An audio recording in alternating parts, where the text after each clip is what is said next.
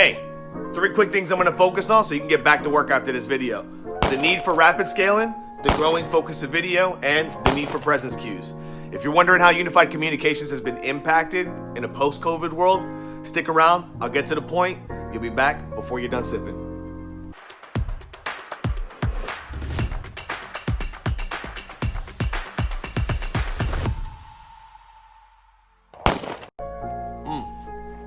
My name is Joey Perez. I'm with VocalPoint Consulting. I'm gonna get straight to the point with you today, guys. Look, unified communications as a service has grown like a ton in popularity. And it's really based on a lot of cloud solutions. So inherently, it's a lot more flexible than the traditional hardware pieces that we're used to putting in our businesses. But with the growing need of how COVID has changed the way that we do business, so has UCaaS changed to meet the needs of these businesses who are now onboarding people kind of remotely, fastly, all of that. However, COVID-19 did not just make UCaaS more valuable, it actually started to shape the technology. Over the last couple months, I've seen some pretty neat things happen because of the way that business needs have changed, so has UCaaS. So I'm gonna focus on the 3 points I alluded to in the beginning. Let's get right into it. The scalability issue applied to way more than just a core solution too. Like UCaaS providers had to seemingly onboard people remotely to use the same services simultaneously. For example, voice or video calls where may have only had a handful of people in leadership on the call at one time.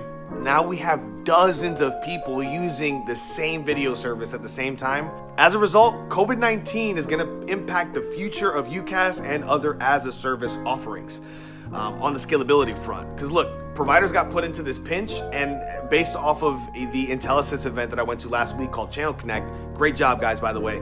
Look, they were able to point out how businesses that had a 5-year plan for their unified communication solution were able to ramp up in 7 months. And some of y'all bought a Band-Aid for the bowling ball sized hole in your boat. Say that 5 times fast, right? But look, this will become more common as the technology begins to progress more toward the business needs as the industry shifts into this remote environment. Video calls were shockingly critical during the height of the pandemic. People who were used to collaborating face-to-face not only were separated from their business partners, but then also in some cases feeling very isolated and lonely, which is going to affect their work performance, whether you like it or not. Now, this is important in ensuring that your workplace maintains the same level of relationships that people are used to having. So whether or not you like getting in front of a camera, I really suggest you start. If you haven't already with all the Zoom meetings you've done, for goodness sake, get used to being on camera. Aside from taking visual cues, now you ain't got to deal with anybody's stank breath.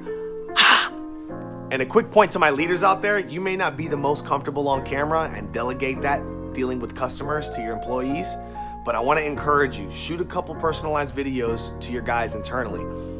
Them being able to see your face and you remembering what kind of sport their kids play is going to help build that intrinsic value and give them more buy-in to work for a company even though they don't physically go to the building anymore.